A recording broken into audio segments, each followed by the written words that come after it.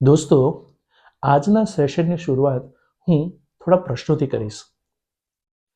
જ્યારે તમારા જીવનમાં કોઈ અનપેક્ષિત ઘટના ઘડતી હોય છે, ત્યારે તમે શું કરો છો? તમે એ વાસ્તવિકતાને સ્વીકારો છો કે મનમાં ને મનમાં એ બાબતે ઝઘડા કરો છો? જ્યારે તમે કોઈ વસ્તુ પ્લાન કરો છો અને એ વસ્તુ તમારી પ્લાન મુજબ નથી થતી, ત્યારે તમે શું કરો છો? તમે એ વસ્તુ પર ફોકસ કરો છો કે જે તમારા કંટ્રોલમાં છે, કે તમે તમારી ઉર્જા, તમારી એનર્જી એવી વસ્તુ પર ફોકસ કરો છો કે જે તમારા કંટ્રોલમાં નથી? જ્યારે જીવનમાં કોઈ ડિફિકલ્ટ સમય આવે છે, ત્યારે તમે શું કરો છો? તમે એને શાંતિપૂર્વક સ્વીકારો છો કે તમે ઇમોશનલ થઈને એને રિએક્ટ કરો છો?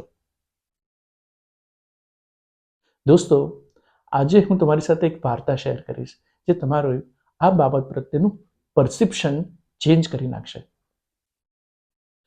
2009ની સાલમાં એક પેસેન્જર પ્લેન ન્યુયોર્કથી ટેક ઓફ કરે છે અને 90 સેકન્ડની અંદર જ એક પક્ષીઓનું ઝુંડ બંને એન્જિન સાથે અથડાય છે અને બંને એન્જિન બંધ થઈ જાય છે. એ વખતે એ ફ્લાઇટના પાયલટ હોય છે કેપ્ટન સલી. કેપ્ટન સલી ઇમિડિયેટલી ચાર્જ લે છે અને પેનિક નથી થતા, એ કમ્પ્લેન નથી કરતા કે અરે આ મારી સાથે કેમ થઈ રહ્યું છે. એ શું કરે છે? સિચ્યુએશનને નિહાળે છે, વાસ્તવિકતાને નિહાળે છે, જુએ છે કે એન્જિન ચાલુ નથી થવાનું અને ઇમિડિયેટલી ઓબ્ઝર્વન્ટ બને છે, દ્રષ્ટા બને છે કે જુએ છે કે ડાયરેક્શન શું છે, સ્પીડ શું છે, હાઇટ શું છે અને એવી કોઈ જગ્યા છે કે જ્યાં હું પ્લેનને લેન્ડ કરી શકું.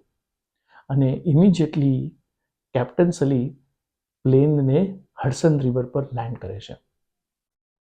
બધા જ 155 પેસેન્જરનો જીવ બચી જાય છે.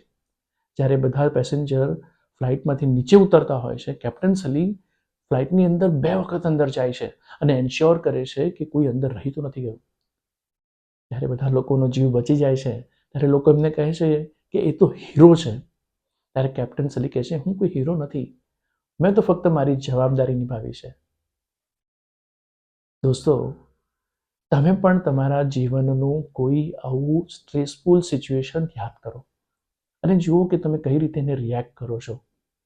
શું તમે વાસ્તવિકતાને સ્વીકારો છો? તમે એક દ્રષ્ટા બનો છો અને બધી જ વસ્તુઓને નિહાળો છો, ઓબ્ઝર્વ કરો છો? અને શું તમે એક ડિટેચ્ડ એક્શન્સ લો છો? દોસ્તો, જીવનમાં સ્ટ્રેસ જે છે એ કોઈ સિચ્યુએશન પરથી નથી આવતું, પણ તમે એ સિચ્યુએશનને કઈ રીતે રિએક્ટ કરો છો એનાથી આવે છે. તો દોસ્તો, નેક્સ્ટ ટાઈમ તમે જ્યારે પણ આવી રીતે કોઈ સિચ્યુએશનમાં ફસાઓ તો જસ્ટ સૌથી પહેલાં એક્સેપ્ટ કરો, રિયાલિટીને એક્સેપ્ટ કરો, ઓબ્ઝર્વન્ટ બનો, જુઓ, નિહાળો અને નિષ્કામ કર્મ, ડિટેચ એક્શન્સ લો.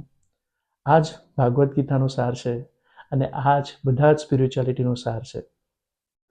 નિષ્કામ કર્મ અને સ્થિતપ્રજ્ઞ બનો. ધન્યવાદ.